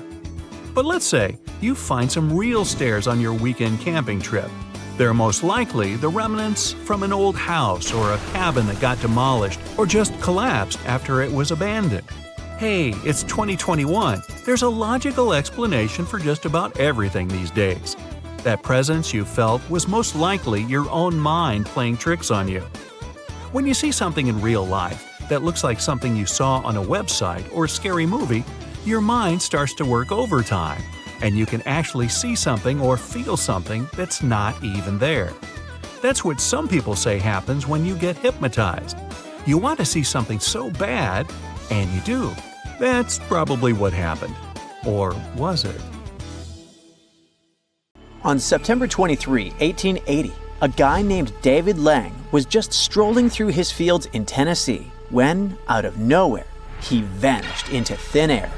There was nothing around him to trip over, just wide open land with no trees, fences, or even a rock in sight. His wife and kids were watching from their windows as he walked home, and two guys in a buggy also saw him disappear. So, panic set in immediately. Could it be a sudden hidden sinkhole that swallowed him? But when the family rushed to the spot, the ground was solid, with no holes and not a trace of where he could have gone. His wife had to be taken inside while search parties combed the field. But there was nothing. No footprints, no disturbed soil, no answers. Days turned into weeks, and weeks into months. But no one saw or heard from David Lang until a year later. His young daughter, who couldn't let go of him, stood in the exact spot where he had disappeared and called out to him. And then it happened. Help me. A faint, desperate voice echoed from nowhere. Help me! She ran for her mother, who also heard the eerie cry for help. Help me. For days, they kept returning to the spot, listening to the ghostly whispers of David Lang. They were growing weaker and weaker until there was complete silence. Did some mysterious portal between dimensions open? And did David step inside? And here's where it gets even stranger. Some say the grass in that spot grew unnaturally thick and lush, but no insects or animals would go near it. Others swear that nothing ever grew there at all. It turned into a barren patch of land forever cursed. Whatever the truth is, David Lang was never seen again, and some people still avoid visiting the field. But don't worry, you don't have to avoid the area, as the story is most definitely just an urban legend. It looks like the whole story might have come from one well-known hoaxer from the 1880s, who probably invented the David Lang story as part of a lying contest. Over time, the tale became a piece of local legend. Another mystical disappearance supposedly took place in Prussia. On November 25, 1809, in Perleberg, a man walked into an inn, ordered dinner, and vanished into thin air. It was Benjamin Bathurst, a British diplomat traveling under the alias Baron de Caux. He was running away from Napoleon's spies. After writing for hours in a private room in the White Swan Inn, he stepped out and headed for his carriage. But when his assistant arrived moments later, Bathurst was gone. News of his disappearance didn't reach England for weeks, and when it did, his wife, Philida Bathurst, rushed to Prussia. Together with a search party, she was scouring a nearby river and every corner of Perleberg. Then, strange clues began appearing. Bathurst's expensive fur coat, worth a fortune, turned up hidden in a stable. Weeks later, two old women scavenging in the woods, miles from Perleberg, found his pantaloons. A stablehand at the White Swan Inn, August Schmidt, became a prime suspect. His mother had stolen Bathurst's coat, and a woman from a nearby coffee house swore that Schmidt had chased after Bathurst that night. So, he probably took the life of the British guest. But as a lump sum was offered as a reward, false leads and rumors flooded in, and it was harder and harder to learn the truth. Philida Bathurst refused to give up and went to Napoleon Bonaparte himself, hoping to hear some answers, but he denied that it had to do with him. To this day, Benjamin Bathurst's fate remains a chilling mystery.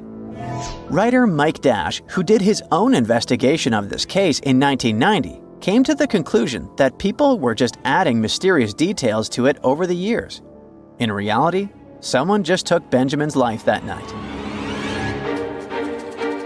Over a century after Benjamin's disappearance, in a completely different part of the world, a man named James Tedford stepped onto a bus, took his seat, and then somehow vanished into thin air before reaching his destination. It happened on December 1st, 1949, when he was traveling back to Bennington, Vermont after visiting his family. Witnesses on the bus swear he was there the entire time, sleeping peacefully in his seat.